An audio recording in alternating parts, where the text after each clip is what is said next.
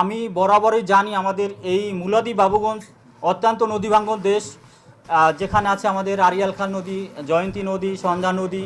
এই যে বিভিন্ন নদীগুলি আমাদের সব সময় মানে আমাদেরকে একটা দুর্ভিক্ষ অসহায়ের মধ্যে ফেলে দেয়। সব সময় বর্ষার সময় যেভাবে ভাঙন দেয়, মানুষকে এত অসহায় করে দেয় যে কষ্ট আমরা আসলে নিতে পারি না।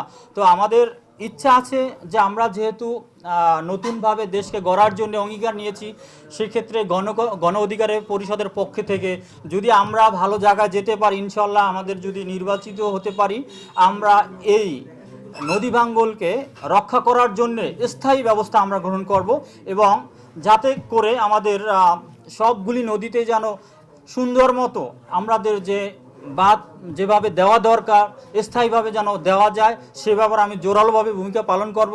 এবং আমার গণ অধিকার পরিষদের বিপি নূর, তিনি জানেন উনি সবসময় দক্ষিণ অঞ্চলের উনি জন্মগ্রহণ করেছেন। এই অঞ্চলের জন্য ওনার একটা টান আছে। আমি ওনার সাথে পৃথকভাবে সবসময় জড়িত থাকি, কথা বলি। তিনি বলেছেন যে আপনি নির্বাচন করেন, আমি নির্বাচন করতেছি, ইনশাল্লাহ বরিশালের জন্য ভালো কিছু হবে।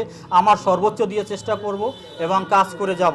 একটাই প্রত্যাশা, সেটা হচ্ছে এই দেশের যে আমাদের বাবুগঞ্জ মুলাদিকে কিভাবে রক্ষা করা যায় দুর্যোগ মোকাবেলা থেকে, নদী ভাঙ্গন থেকে, বেকারত্ব থেকে, বিভিন্ন বিষয় নিয়ে আসলে আমাদের আলোচনা থাকে। তো এখানে আরেকটা প্রশ্ন ছিল যে আমরা যে আমাদের এখানে যে বেকারত্ব যে সমস্যাটা আছে, এটার ব্যাপারে আমার কি পরিকল্পনা খুব জোরালো আমি নিচ্ছি। সেটা হচ্ছে আমি আল্লাহর অশেষ রহমতে আমি বিদেশে থাকি, আপনারা জানেন। তো আমি বিজনেসের সাথে জড়িত, এবং এখানে রাজনীতি করতে আসা মানে এই নয় যে আসলে অন্য কিছু ভাবনা। রাজনীতি করতে আসা মানে হচ্ছে একটা সুন্দর পরিবেশের মাধ্যমে যে একটা উন্নয়নমূলক কাজ করা যায়। কারণ হচ্ছে যে একা আপনি কখনোই একটা সুন্দর কাজ করতে পারবে না চাইলে। সেক্ষেত্রে আমাদের একটা রাজনীতি একটা প্ল্যাটফর্ম দরকার আছে, যে আমরা একটা ভালো কিছু সামাজিক কাজ করতে চাই।